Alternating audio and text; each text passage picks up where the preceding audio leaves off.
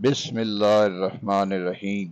محترم سامعین، تجسس اور سنسنی سے بھرپور اردو ناول بازیگر کی اب تک آپ 79 اقساط سماعت فرما چکے ہیں اور اب پیش خدمت ہے قسط نمبر 80۔ اگر نواب کے سر میں سما جاتا کہ ہماری رہائی سے زیادہ ہماری قید یا ہمیں ہمیشہ کے لیے خاموش کر دینے میں بہتری ہے تو وہ کوئی پسو پیش نہ کرتا۔ کہتے ہیں نوابوں کو اپنے فیصلوں پر نظر ثانی کرنے کی عادت نہیں ہوتی۔ بٹھل بھی ان امکانات سے بے خبر نہیں ہوگا، لیکن خانم کے آنے پر اسے ہماری رہائی کی اتنی ہی توقع تھی جو اس نے کسی اور طرف دیکھنا ضروری نہیں سمجھا۔ کسی اور طرف دیکھا کہاں جا سکتا تھا، اور کون سا نشیب تھا؟ وہی دو راستے تھے، پولیس یا باہر نواب کی حویلی کی فصیلیں۔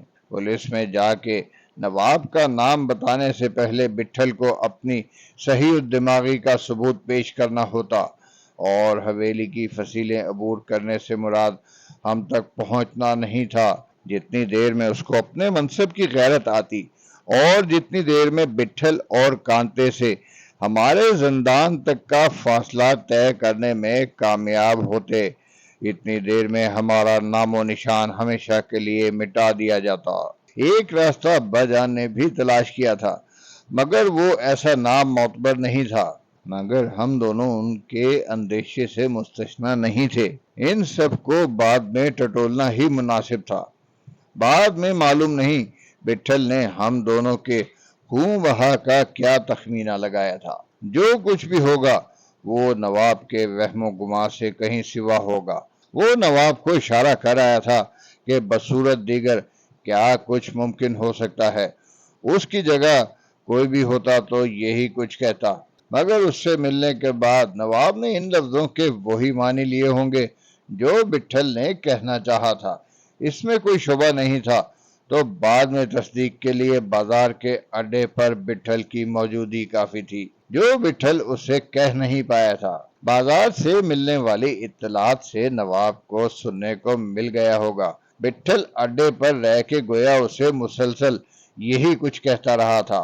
اس نے نواب سے ملنے میں اس لیے عجلت کی تھی کہ وہ اس کے حیدرآباد میں آنے کی خبر سن کے ہیجان میں مبتلا نہ ہو جائے۔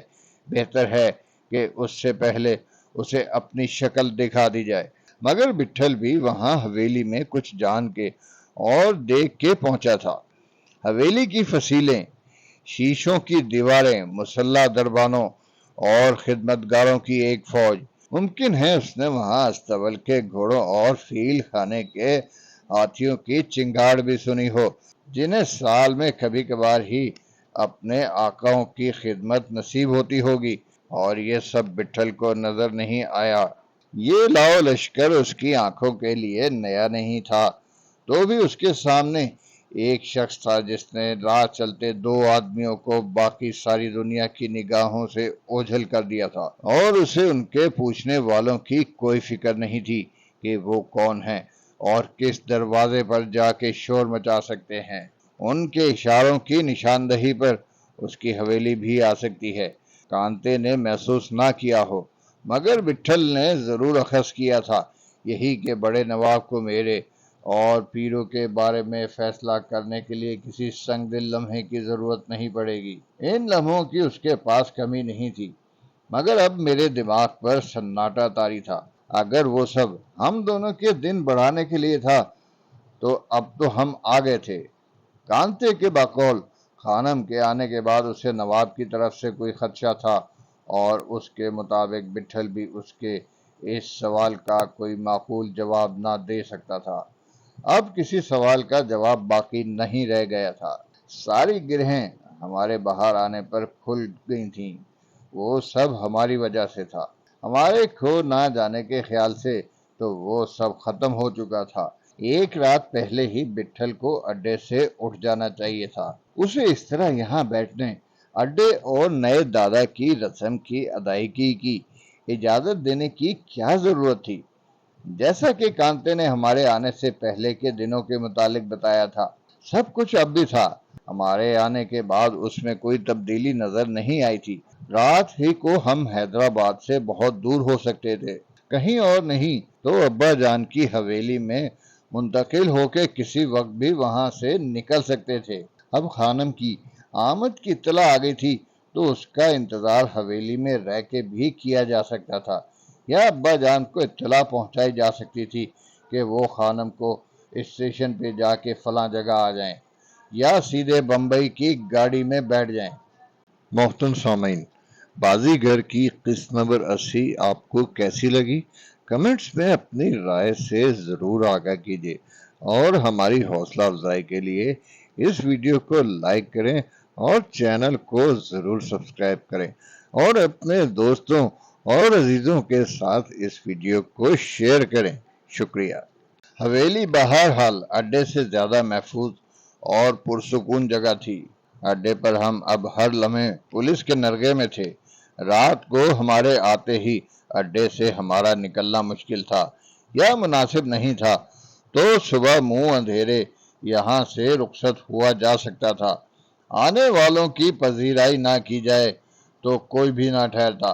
بٹھل شاید ابا جان کو بھی بھول گیا تھا۔ ہمیں دیکھتے ہی زورا کو ان کے پاس بھیج دینا چاہیے تھا، تاکہ ایک رات تو انہیں سکون کی نیند آ جاتی۔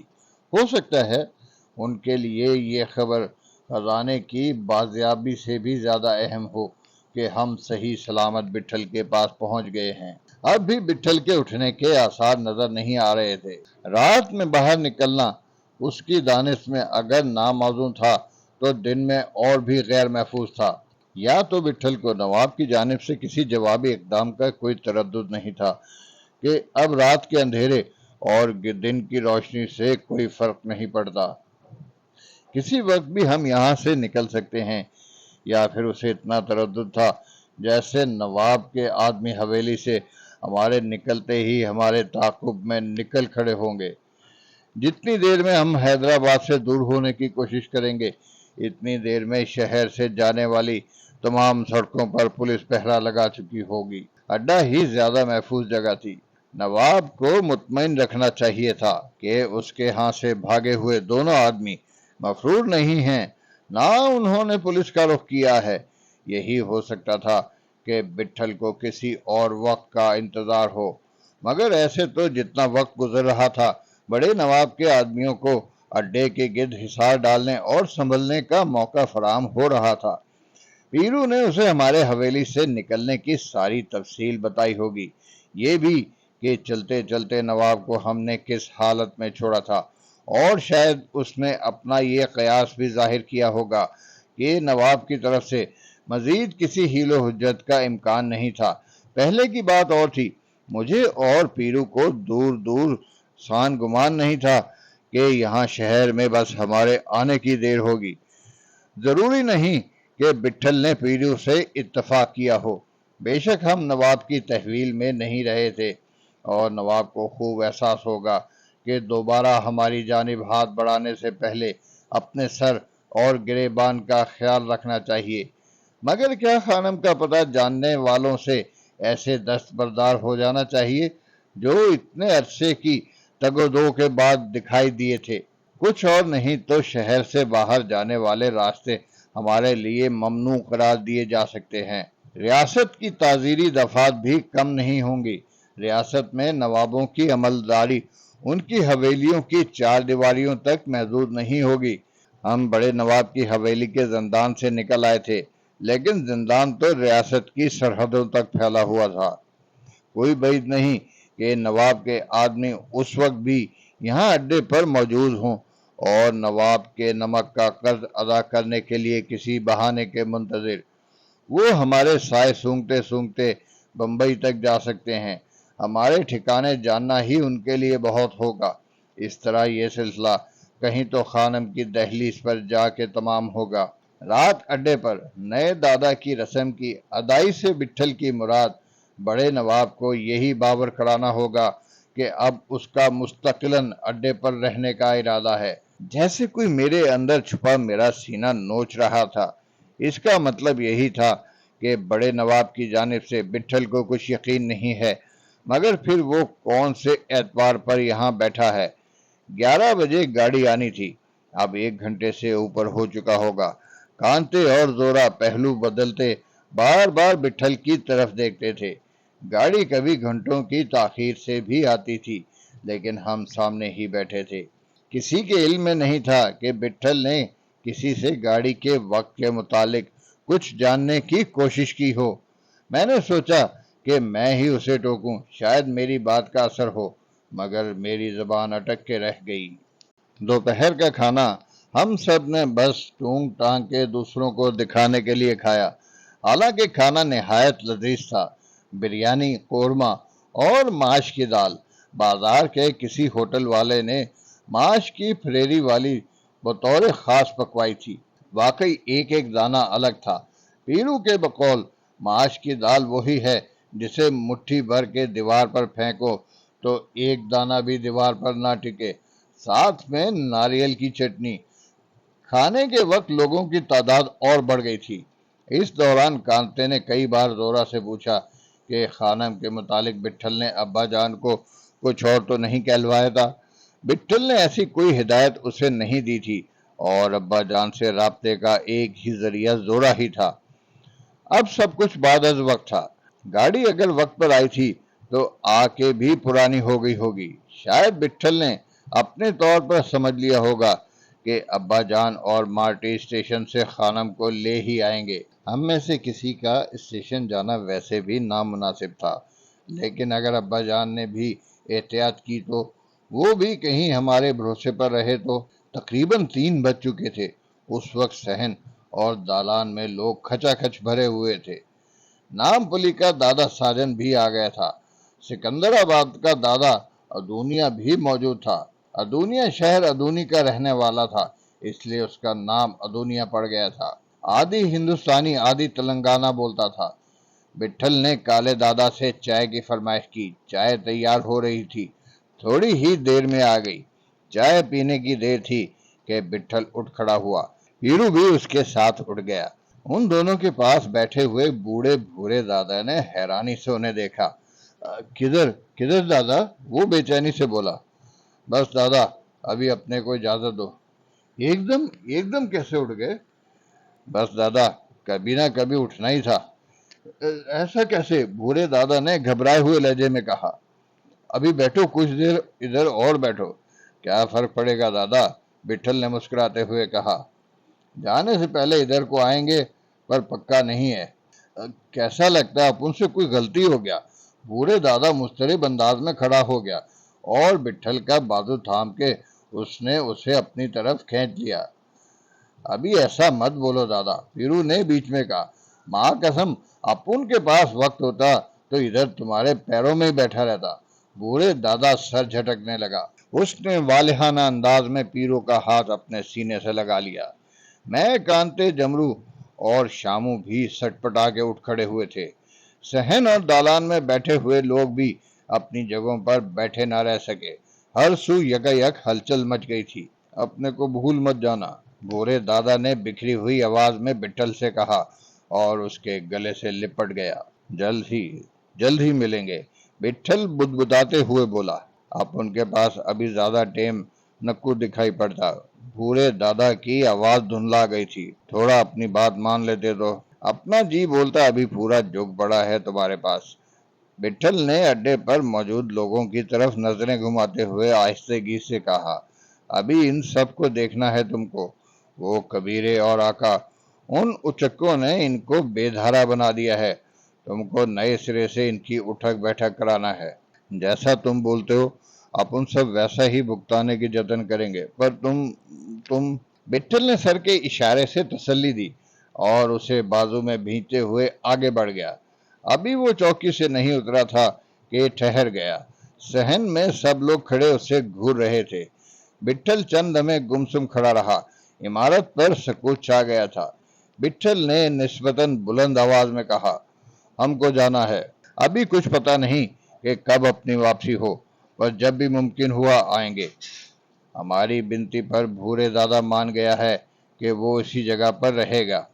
بیچ میں اپنے پیچھے کسی کو چل اٹھے تو تم کو جو بولنا ہے وہ ہم کو بتانے کی ضرورت نہیں۔ ادھر ابھی سب بھورے دادا کے حکم پر چلے گا۔ کالے بھی ساتھ ہی میں اڈا دیکھے گا، پر کالے چوپٹ چلے گا تو بھورے دادا کسی کو اس کی جگہ بدل دے گا۔ ہم نے یہ سب خوب جان کے کیا ہے، اب آگے تمہارا کام ہے، یہ تم پر ہے کہ تم دادا سے کتنا مانگتے ہو اور کہتے ہو۔ ہم نے اس سے بولا ہے کہ ادھر اڈے کے ہی آدمی تیار کرو، آقا اور کبیرے لوٹ لوٹ کے آتے رہیں گے۔ بٹھل نے ایک ثانیے کے لیے رک کے ان کی طرف دیکھا اور دھیمے لہجے میں بولا، ادھر ہم کچھ لوگوں کو اپنا پتہ بول کے جا رہے ہیں، دادا کو کوئی تکلیف نہ ہو، اس کو دوبارہ کھودو گے تو وہ اپنا کچھ نہیں بگڑے گا، سب تمہارا ہی گھاٹا ہے۔ دھیان رکھنا، تم کو ہم بھورے دادا کے ہاتھ سونپ کے جا رہے ہیں تو اس کو تمہارے۔ عمارت پر سکوت طاری ہو گیا۔ بھورے دادا بٹھل کے پہلو سے چپکا سر جھکائے کھڑا تھا، کالے دادا کی آنکھیں بھی برس رہی تھی۔ بٹھل نے پھر کچھ نہیں کہا، چوکی سے اتر گیا۔ سامنے کھڑے ہوئے آدمی خود بخود پیچھے ہٹ گئے تھے اور دروازے تک ان کے درمیان گلی نما راستہ بن گیا تھا۔ سب دم بخود سے تھے، جیسے ان کی سمجھ میں کچھ نہیں آ رہا تھا۔ ہمارا حال بھی کچھ یہی تھا۔ دروازے کے قریب ادھیڑ عمر فتوے سے صبر نہیں ہوا۔ بٹھل اس کے پاس سے گزرا تو وہ سسکیاں بھرنے لگا۔ جب سے بٹھل اڈے پر آیا تھا، فتویٰ اس کے پاس ہی پھٹکتا رہتا تھا، کبھی اس کے پیر دباتا، کبھی حقہ تازہ کرتا۔ بٹھل نے رک کے اس کے سر پر ہاتھ رکھا اور اس کے بال جھنجھوڑے تو وہ اپنے حواس اور کھو بیٹھا۔ دروازے تک ہمارا پہنچنا مشکل ہو جاتا، سب ہمیں گھیر لیتے، مگر بٹھل نے ہاتھ بلند کر کے انہیں خود سے دور رکھنے کی کوشش کی۔ کالے اور بھورے دادا بھی انہیں ہمارے پاس سے ہٹ جانے کی تاکید کر رہے تھے، پھر بھی کئی آدمی بٹھل کے پیروں سے لپٹ گئے اور اسے اڈے پر رک جانے کی دہائیاں دینے لگے۔ آئیں گے سجنا، جلدی آئیں گے، بٹھل ان سے یہی کہتا رہا۔ کالے دادا کی مداخلت پر بمشکل تمام وہ بٹھل سے دور ہوئے۔ باہر گلی میں بھی ان کا ہجوم ہمارے پیچھے آنا چاہتا تھا، مگر بٹھل نے بلند آواز میں انہیں روک دیا۔ شرابہ مت کرو، اس نے کسی قدر تندی سے کہا، اور بھورے دادا سے بغل گیر ہو کے تیز قدموں سے آگے بڑھ گیا۔ بھورے دادا پیرو اور ہم سب سے ملنا چاہتا تھا، لیکن بٹھل کے بڑھ جانے کی وجہ سے اس کے بازو اٹھے رہ گئے۔ چند منٹ بعد ہم مختلف گلیوں میں گھومتے ہوئے بازار کی خاص گلی کے نکڑ پر آ گئے۔ 4 بجے ہوں گے، سورج غروب ہونے میں دیر تھی اور اسی نسبت سے بازار کا سورج طلوع ہونے میں دیر تھی، پھر بھی خاصی چہل پہل تھی۔ کچھ دور تک تو کسی کو احساس نہیں ہوا، لیکن نکڑ پر ہوٹل کی تپاہیوں پر بیٹھے ہوئے لوگوں کی جیسے ہی ہم پر نظر پڑی، وہ بدحواس سے ہو گئے۔ پھر آگے نہ جانے کس طرح سارے راستے کے بالا خانوں، دکانوں اور راہگیروں کو جیسے ہمارے آنے کی خبر ہو گئی۔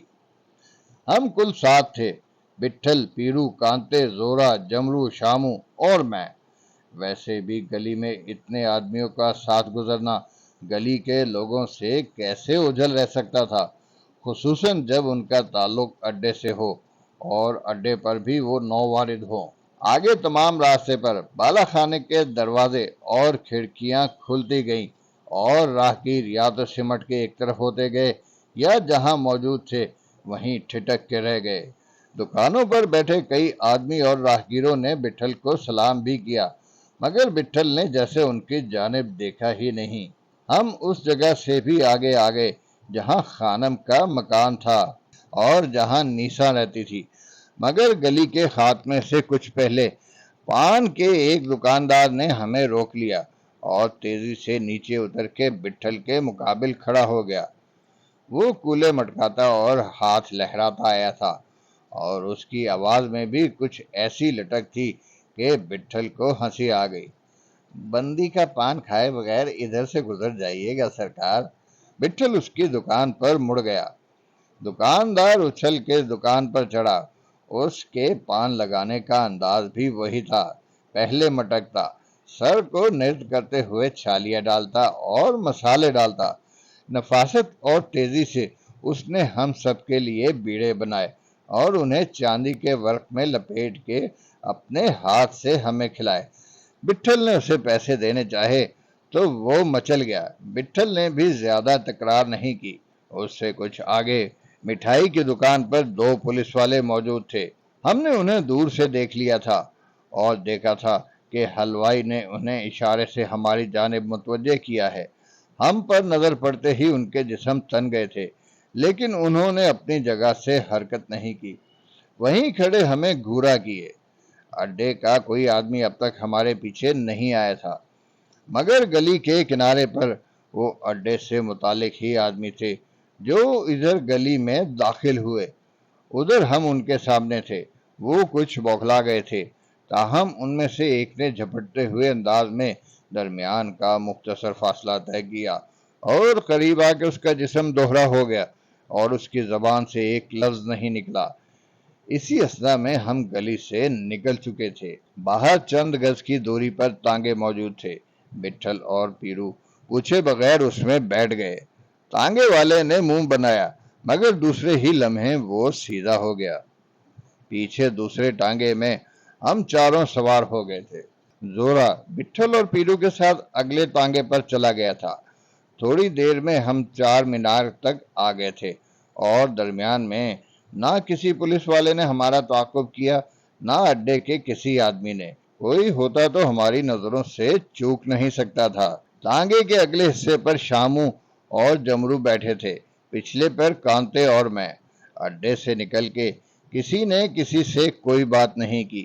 مجھے کچھ اندازہ نہیں تھا کہ ہم کس طرف جا رہے ہیں۔ 4 مینار سے ہم اسٹیشن کی طرف بھی جا سکتے تھے اور ابا جان کی حویلی تک بھی۔ حویلی کا فاصلہ مجھے معلوم نہیں تھا، لیکن 4 مینار سے دونوں اسٹیشنوں کا فاصلہ خاصا طویل تھا۔ وہ کتنا ہی ہمارا وہم و گمان ہو، لیکن کسی محفوظ جگہ پہنچے بغیر کچھ کہا نہیں جا سکتا تھا کہ آگے کون سی رکاوٹ کا سامنا کرنا پڑ جائے۔ سب کی خاموشی کا سبب شاید یہی تھا، یہی دھڑکا تھا۔ آگے کے تانگے پر بٹھل، پیرو اور زورا بھی خاموش خاموش نظر آ رہے تھے۔ 4 مینار کے چوک پر کانتے نے میری جانب متوحش نگاہوں سے دیکھا۔ میں اس کی نگاہوں کا مفہوم سمجھ گیا تھا، مگر میں اس سے کیا کہتا؟ بٹھل کا شہر سے باہر جانے کا ارادہ ہوتا تو وہ پہلے زورا کو ابا جان کے پاس ضرور بھیجتا۔ انہوں نے اڈے پر موجود اپنا مختصر سامان بھی ساتھ نہیں لیا تھا۔ بہرحال چند لمحوں بعد تانگا جب 4 کمان کی طرف جانے والے راستے کے بجائے دائیں طرف مڑ گیا تو بات واضح ہو گئی۔ کسی اور طرف جانے کا بظاہر کوئی امکان نہیں تھا۔ بٹھل ابا جان کے پاس ہی جا رہا تھا، گویا اس کا ارادہ سب کو ساتھ لے کے ہی حیدرآباد سے رخصت ہونے کا تھا۔ 4 مینار سے خاصی دور آگے گنجان آبادیوں کی بستیاں ختم ہو جاتی تھیں اور بڑے مکانات کا سلسلہ شروع ہوتا تھا۔ یہی راستہ بڑے نواب کی حویلی کو جاتا تھا۔ موٹروں، ٹم ٹم اور بڑی سواریوں کے لیے الگ سے ایک راستہ موجود تھا۔ جیسے جیسے فاصلہ کم ہو رہا تھا، ابا جان کے ملنے کے خیال سے میری رگوں میں آگ سی جلنے لگی تھی۔ انہیں کچھ خبر نہیں ہے بٹھل کے ساتھ مجھے اور پیرو کو دیکھ کے ان کا کیا حال ہوگا۔ انہیں اپنی آنکھوں پر یقین نہیں آئے گا۔ رات زورا واپس نہیں گیا تھا، اس کے انتظار میں وہ یوں بھی لمحے گن رہے ہوں گے۔ خانم کو اگر انہوں نے سب کچھ بتا دیا ہے تو اس کے لیے بھی یہ کسی کرشمے سے کم نہیں ہوگا۔ ممکن ہے ابا جان نے اسے ابھی کچھ نہ بتایا ہو۔ ابا جان اس سے کیسے کہہ سکتے ہوں گے کہ ان کا بیٹا ایک نواب کی قید میں ہے اور خانم کی سفارش کے بغیر اس کی رہائی ممکن نہیں ہے۔ ابا جان کو خانم سے یہ کہنے کے لیے بڑی جرأت کی ضرورت ہے۔ خانم سے ان کا واسطہ ہی کتنے دن رہا ہے؟ صرف اتنے دن کہ جب تک وہ فیض آباد میں زنی کی حویلی میں ٹھہرے۔ خانم کے اصرار کے باوجود انہوں نے اس سے کچھ نہیں کہا ہوگا اور بٹھل پر ہی سب کچھ چھوڑ دینا مناسب سمجھا ہوگا۔ کوئی آدھے گھنٹے کے بعد ہم ایک سرسبز علاقے میں آ گئے جہاں ہر طرف قلعہ نما حویلیاں بنی ہوئی تھی۔ ٹانگے والے کو زورا کے راستہ بتانے کے انداز سے ظاہر تھا کہ اب ابا جان کی خریدی ہوئی حویلی زیادہ دور نہیں ہے۔ حویلی پہنچنے کے بعد اب شاید اتنی دیر نہ لگے۔ کاش کہ ایسا ہی ہو۔ رات کا وقت سفر کے لیے زیادہ بہتر تھا۔ رات کو بمبئی کے لیے ایک گاڑی روانہ ہوتی تھی، نہیں ہوتی تو بھی ہمیں یہاں سے کسی اور سمت نکل جانا چاہیے تھا۔ جتنی جلدی اس شہر سے چھٹکارا مل جائے اتنا ہی اچھا ہے۔ بٹھل کو بھی ان سب باتوں کا احساس ہوگا کہ یہاں مزید ایک لمحہ نہیں گوانا چاہیے۔ ابا جان کی اتنی طویل غیر حاضری سے فروخ فریال فارحہ اور اکبر تو بالکل مایوس ہو گئے ہوں گے۔ مولوی اکرم بہت نیک آدمی ہیں، لیکن کوئی کب تک دوسروں کا اتنا خیال رکھ سکتا ہے؟ بمبئی جیسے شہر میں 3 لڑکیوں کی ذمہ داری۔ مولوی اکرم انہیں زمانے کی نگاہوں سے محفوظ رکھنے میں خود بہت نڈھال ہو گئے ہوں گے۔ تبت سے خط جانے کا سوال ہی پیدا نہیں ہوتا تھا۔ ہو سکتا ہے ابا جان نے کلکتے یا فیض آباد سے اپنی جلد واپسی کے بارے میں انہیں کچھ لکھا ہو، اور لکھا ہو کہ ان کا بڑا بیٹا بھی ان کے ساتھ آ رہا ہے، یا ابا جان نے یہ سوچ کے کہ اتنے دن گزر گئے ہیں وہاں چند دن اور صحیح انہیں کچھ نہ لکھنا۔ بہرحال زیادہ سے زیادہ اب ایک دن کا بل رہ گیا ہے کہ ساری دوریاں ختم ہو جائیں گی۔ ان کے سامنے جانے کے تصور سے میرا سینہ بند ہونے لگتا تھا۔ معلوم نہیں وہ اپنے بھائی کو پہچانے بھی کہ نہیں۔ انہیں اس شخص کا چہرہ نہیں دیکھنا چاہیے جس کی وجہ سے ان کا گھر ان سے چھن گیا، اور ان کی ماں انہیں امی سے بہت شکوہ ہوگا کہ انہوں نے ان کا خیال نہیں کیا۔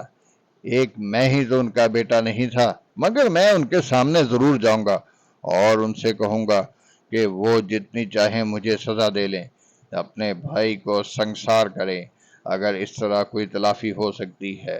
تانگا چوراہے سے مڑ کے ایک بڑی حویلی کے دروازے پر رک گیا۔ پتھر کی اونچی چار دیواری، اونچے اونچے درختوں کے درمیان جھانکتی ہوئی لال عمارت کا بالائی حصہ باہر سے نظر آ رہا تھا۔ دربان موجود تھا۔ زورا کو دیکھتے ہی اس نے جھک کے سلام کیا اور دروازہ کھول دیا۔ میرے مساموں سے پسینہ پھوٹ رہا تھا اور سارا جسم جیسے پتھر کا ہو گیا تھا۔ تانگے سے اتر کے کانتے نے میرا ہاتھ زور سے پکڑ لیا۔ اس کی سانسیں بھی تیز تیز چل رہی تھی۔ دربان نے چھوٹا دروازہ کھولا تھا۔ کانتے اور میں سب کے سب اندر داخل ہوئے۔ دونوں جانب لگی ہوئی پھلواری کے بیچ سرخ رنگ کی ایک چوڑی گزرگاہ ہمارے سامنے تھی۔ میرے پیر ڈگمگا رہے تھے۔ پیرو جمرو اور شاموں کی چمکتی نگاہیں ادھر ادھر بھٹک رہی تھی۔ کیاریوں میں گلاب کے بڑے بڑے پھول کھلے ہوئے تھے، اور دور چار دیواری تک پیڑوں کا قطار در قطار سلسلہ چلا گیا تھا۔ گزرگاہ کا گھماؤ عبور کرتے ہی عمارت ہمارے مقابل تھی۔ لال اور زرد پتھروں سے بنی ہوئی 2 منزلہ حویلی طول و عرض میں اتنی بڑی نہیں تھی، مگر سارا نقشہ کسی محل سے مشابہ تھا۔ اس وقت دھوپ اوپر چلی گئی تھی اور ہر جانب سانولی سی روشنی پھیلی ہوئی تھی۔ ہم عمارت سے چند قدم کے فاصلے پر تھے کہ ہمیں مارٹی دکھائی دیا۔ وہ مارٹی ہی تھا۔ وہ نکلا ہی تھا کہ اس نے ہماری آہٹیں سنی۔ یکایک اس کے جسم میں بجلی سی لپکی۔ بے تحاشا چبوترے کی سیڑھیاں پھلانگتا ہوا نیچے آ گیا۔ پیرو نے بڑھ کے اسے پکڑ لیا۔ ماسٹر ماسٹر، وہ اسے جھنجھوڑتے ہوئے بولا۔ سالا تم بھی ابھی ایک دم فنٹوش کے مافک بدل گیا ہے۔ مارٹی کی آنکھیں خیرہ ہو گئی تھی۔ وہ بدحواسی میں سب کے چہرے دیکھ رہا تھا۔ مجھ پر اس کی نظر پڑی تو بوکھلا سا گیا۔ راجا راجا راجا استاد! پیرو کے بازوؤں سے خود کو چھڑا کے وہ تڑپتا ہوا میری طرف بڑھا اور مجھے دبوچ دبوچ کے دیکھنے لگا۔ وہ بالکل پاگل ہو گیا تھا۔ اسے کچھ خیال آیا اور وہ وحشت کے عالم میں سیڑھیاں طے کرتا ہوا اندر کی جانب بھاگ پڑا۔ ہم چبوترے پر چڑھے ہی تھے کہ اندر سے تیز تیز قدموں کی آوازیں سنائی دیں، اور مارٹی کی بھڑکتی ہوئی آواز بھی۔ بازیگر کے مزید تجسس اور سنسنی سے بھرپور واقعات جاننے کے لیے قسط نمبر 81 سماعت فرمائیں۔